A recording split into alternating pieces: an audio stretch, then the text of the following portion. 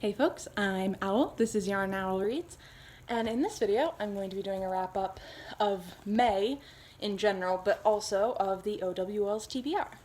So April is the month in which the O.W.L.s take place. There are 12 prompts related to the 12 subjects taught in Hogwarts, and if you read a book in that prompt, you pass that O.W.L. There we go. Everything I read was not necessarily applicable to the O.W.L.s, but we're gonna talk about it anyway. I'm tired. It's been rough, but it's rough for everybody right now. So we're just gonna keep swimming, and yeah, that's the plan. So here we go. In April, I haven't even counted how many books I read. 13. Okay, so one of these does not count. Yeah, but I read 13 books. Yay. So I sort of want to go from the one I liked best to the one I liked least, which means that we're actually going to start with a nonfiction, because I didn't rate it. So for the prompt, real quick, according to the official actual O.W.L.s rules, I did not actually pass every class because 2 of these books I started before April began. However, I'm doing this readathon for fun, and therefore I don't care, and I'm counting them. So the book that I read for Care of Magical Creatures, which had the prompt "A Beak" on the cover, was A Grown-Up Guide to Dinosaurs by Ben Gerard, I think is how you say that name. This was an Audible original. It was a couple hours. It was super fun. I was, I think like many people, very into dinosaurs as a youth, and then it gets a little bit complicated. But dinosaurs / Jurassic Park are the reason that I became a marine biologist, and then are completely unrelated to the fact that I left marine biology to become a librarian. But anyway, dinosaurs, important part of my formative years. So this was it was fun, it was cute, it was told in podcast style. It was actually, I think, 5 podcast episodes put together into an audiobook. But it was nice, and it had a nice narrator and a very documentary-like feel. So I highly recommend it if you're looking for just the current day news on the dinosaur community. Also a brush up to things you might not remember from your childhood. There are many things I don't. The next book I read, and these, I'm not telling you the order in which I read them, I'm telling you ranking order or rating order. Whatever. The next book we're going to talk about, I read for the arithmancy prompt, which was something outside my favorite genre. So I read pretty widely across genres. Therefore, I decided to just pick something in a genre in which I didn't read very much, and so I don't read very much nonfiction. And then I narrowed that down to, I don't know that I have ever read a self-help book. So I read The Life-Changing Magic of Tidying Up, The Japanese Art of Decluttering and Organization by Marie Kondo. And both of these I didn't give a rating because I didn't. What would I rate? The quality of the information I received? I don't know. I just decided not to. Skipped that. I really liked this audiobook. I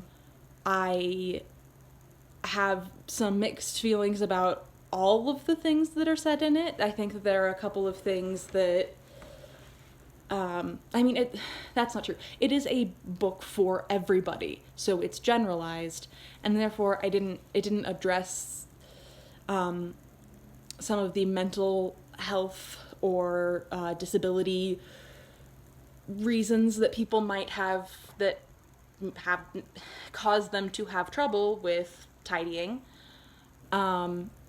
And so, like, that being said, I'm probably never going to do the full book regimen of the KonMari method, but I am excited to take parts of that when we move and use it to help get our home into a semblance of order, and also get rid of some things that we just don't need. Sentimental attachment is real in this human, so yeah, I'm really excited to. I think I'm gonna buy a physical copy that I can like mark up and highlight and make lists out of. So that was a good decision. That was a good read. After that, apparently, I had a very good month of reading. I had 1 3.5 star, 4 4 stars, 1 4.5 star, and 5 5 stars. Jeez Louise. Okay. I've also noticed that I give out 5 stars a lot, and I'm trying to sort of get my rating back to what I have always meant for it to be, which is that 1 star is I loathed this book, 2 star I didn't particularly care for it, 3 star was meh, 4 stars I liked it, and 5 star was I loved it. That being said, the 5 stars on here I really loved. Whatever. I'm not second guessing them right now. Moving on to my 3.5 star. And that was the book I read for Muggle Studies, which was to read a contemporary book. And I read Would Like to Meet by Rachel Winters. I gave this one a 3.5 star. It is about this woman she loves writing, but instead of going into screenwriting, she actually wants to go into agenting. Is that the proper verb there? She wants to be an agent to film stars. And as part of her being an assistant to an agent, she ends up deciding that she is going to convince, through actually doing them, she's going to convince a person that meet cutes work. And that, so she establishes all of these meet cutes and goes through with them, and it's really cute and silly, and she ends up coming across during this process a single father and his adorable daughter, and there's a romance there, and it's lovely. I liked it. It was fine. It was between it's okay and I liked it. Like, it isn't gonna, like, I enjoyed the process of reading it well enough, but it didn't leave any sort of a lasting impression. So I would recommend it if you're looking for a romance that is just relatively easy. So then I continued. So these were for the prompts of Transfiguration, which is shape-shifting, and A History of Magic, which was a book that included magical people, so witches, wizards, other sort of magical people. For those, I continued my Mercyverse reread. I read Night Broken and Fire Touched by Patricia Briggs. The Mercyverse includes the series Mercy Thompson or Mercedes Thompson, and the Alpha and Omega series, both written by Patricia Briggs. And they are really high on one of my favorite series, but also it's problematic. I think the main thing to point out is that it is a Native American main character, or Mercedes is at least a Native American main character, and it's written by a white author.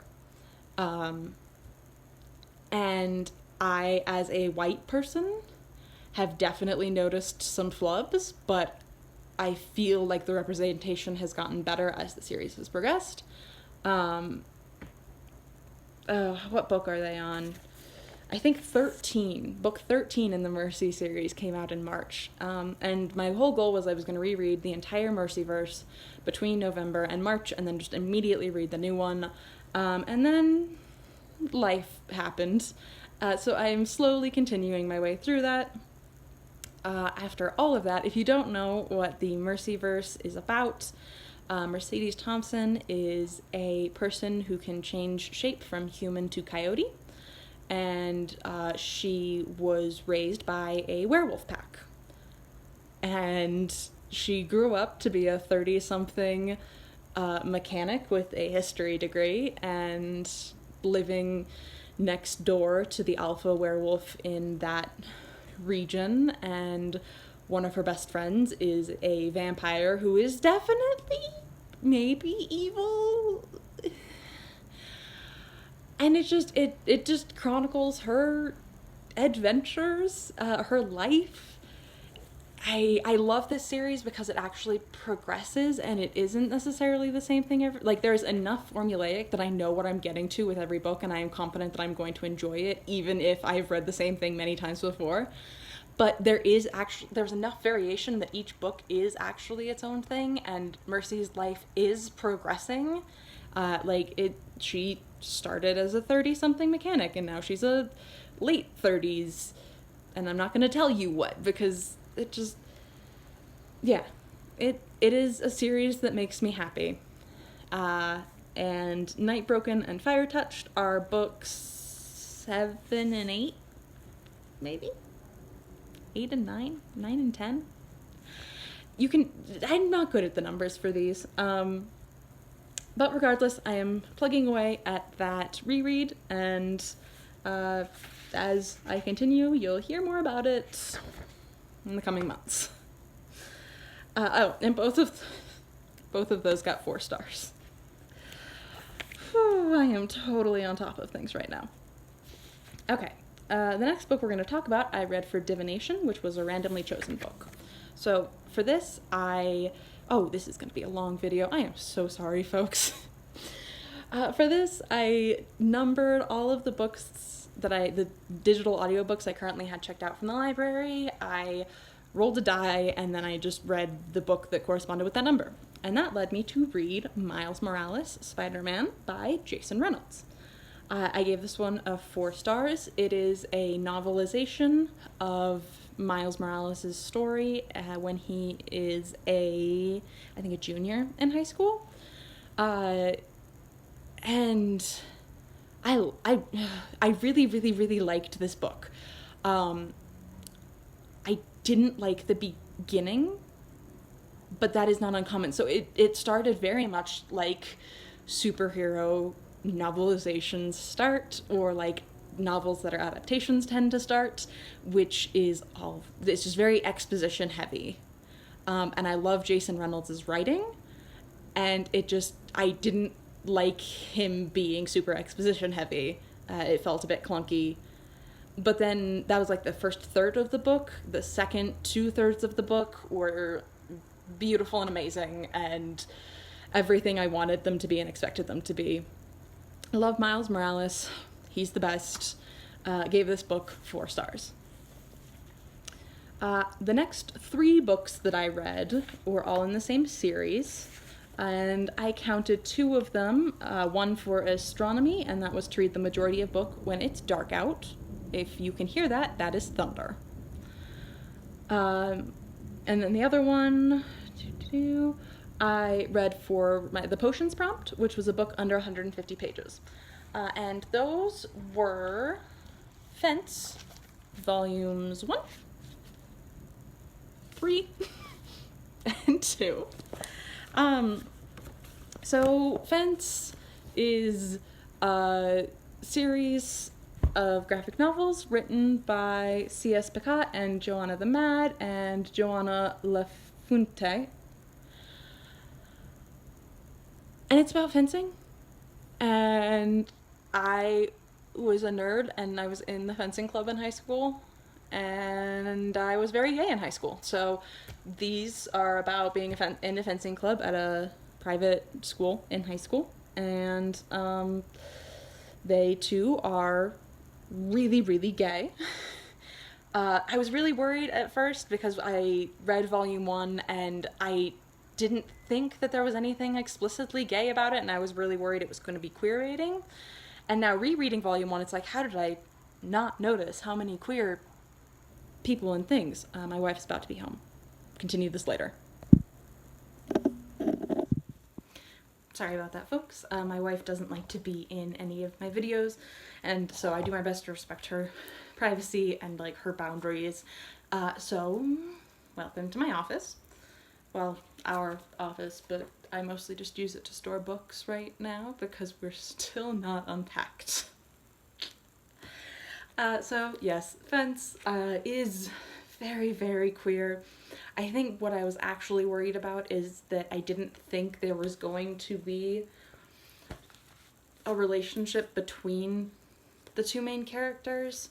I was worried that wasn't going to be a thing, and I guess that caused me to completely miss that all of the side characters are queer. I don't know. But this is supposed to be / going to be a slow burn romance. I finished the first 3 volumes. They're wonderful.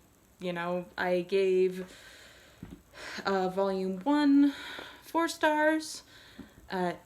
Was a little bit slow to get going, but once it did, I ate them all up.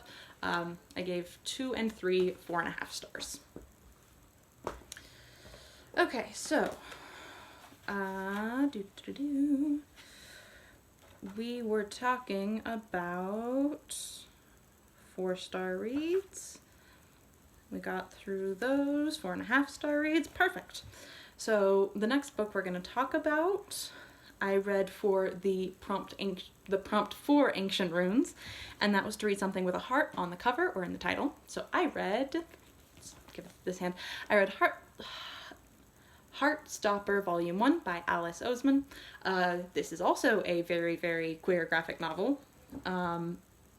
It's about 2 boys in high school, and one of them already knows that he is gay and is trying to figure out what he wants out of, like, life, the universe, and everything, including a relationship. Sorry, prompt on my phone.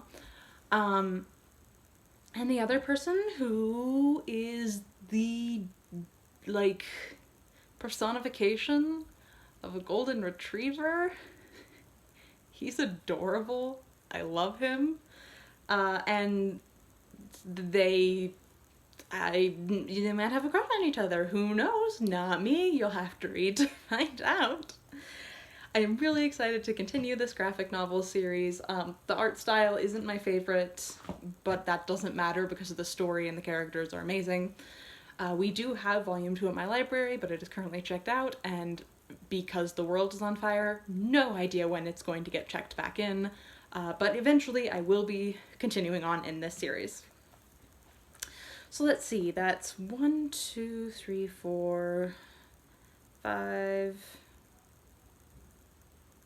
6, 7, 8, 9. Perfect. 9 fronts. Covered. Woo! Let's talk about... sorry. And this got 4.5 stars. I'm a disaster, but I'm your disaster, so, like, here we are. We're gonna talk about the 3 books now that got 5 stars from me this last month. The first one I read for the Charms prompt, which was a book with a primarily white cover. And that was A Blade So Black by L.L. McKinney. This is the first book in the Curse Verse series? Oh, I think that's what it's called. This is my new favorite series. I loved it. Okay. So we need a minute to talk about this book. I was really hesitant going into this because it is very rightly described as a Buffy the Vampire Slayer meets Alice in Wonderland. And I don't particularly care for the story of Alice in Wonderland.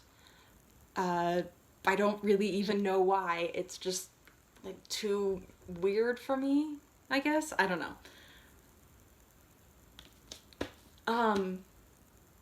This is amazing.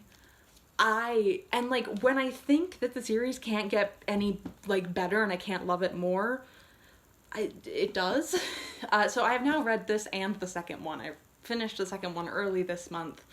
I am very, very impatiently and eagerly awaiting the third one, which comes out January 2021. But we'll get into this whole of the series in a second. This particular book and how the series starts is a girl named Alice ends up going through trauma, and it's in the prologue, so I can tell you about it. Her father passes away, and through that, she ends up becoming, I think the term is a curse breaker. She becomes a human that travels between our world and Neverland, which is like a mirrorverse. And she fights nightmares. And it's so good. It's like, it is just the perfect balance of like political intrigue and badass women and oh my god. And also, I'm pretty sure everyone in this series is queer. And I am pulling for a polyamorous relationship, like, so much. I have an OT3. OT3s are sort of a thing I end up with a lot, but, like, this one might actually happen. I have all of my fingers crossed. Anyway, five very enthusiastic stars. I loved that book. The sequel was A Heart So Dark, I think. I got this off of Book Outlet and then immediately ordered the next one, also off of Book Outlet. So they might still be there if you are interested. I highly recommend the series. Anyway, I meant to read the second one for... No, A Blade So Black. Yeah, A Heart So... Anyway, sorry, moving on. I meant to read the second one for the heart on the cover or in the title prompt, and I got a little more than halfway through it and my audiobook loan expired. And I couldn't bring myself to, like, try reading it in another format because the audiobooks are amazing. Love the narrators.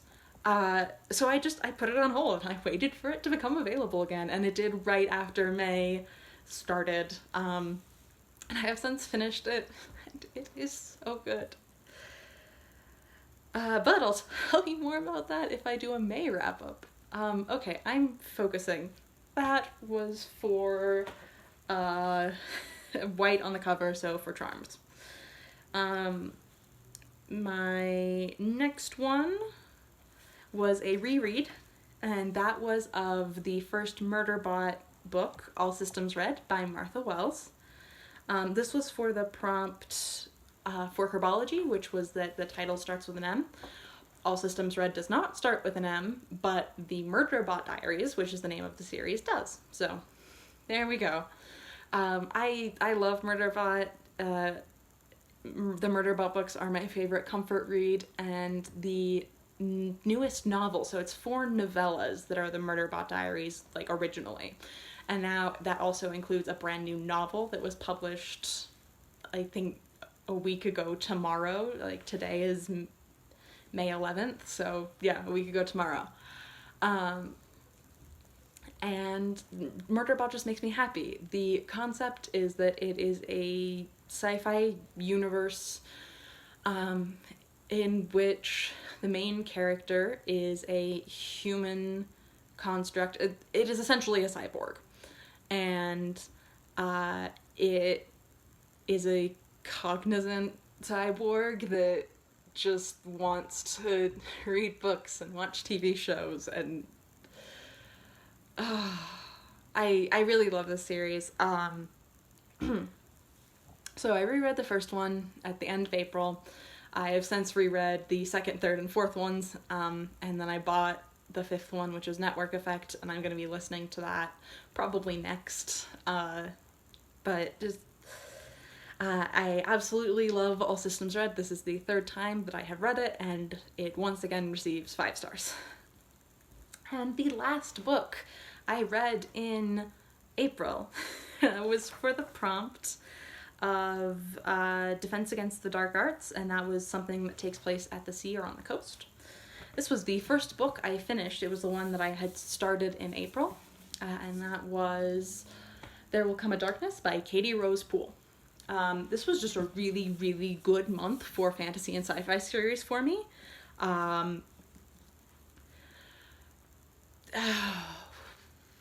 It's so good. And it's so good I don't know if I can describe how good it is. It was my mid-month wrap-up. I talked about this a lot. It is a multi-perspective fantasy. It's going to be a series, and it's, I don't know, got diverse skin colors that are like very clearly described and represented, and it discusses issues of morality and of immigration and diversity, and it's queer. And it just does everything I want a fantasy series to do. I'm sorry if this is a bad explanation, but I guess you're just gonna have to trust me if we have similar tastes in fantasy series. I highly recommend this book. So that is everything I read in April. It was a really good reading month. I had a pretty interesting slump towards the end of the month, and part of that was because I couldn't finish the second L.L. McKinney book. I have since finished it. It's really good. But also then I was able to just let myself reread the Murderbot Diaries, and that made me really happy. So yeah. This is a ridiculously long video. I'm probably not gonna edit it, so good luck. If you've read any of these and you want to chat about them, my social media links are all in the description. You can also feel free to comment or send me an email. And, you know, have a great day until the next time I am able to post a video and tell you to have a great day again. Alrighty. Bye, guys. Or y'all. I don't like guys, but it's ingrained. Bye, viewers. Bye, everybody.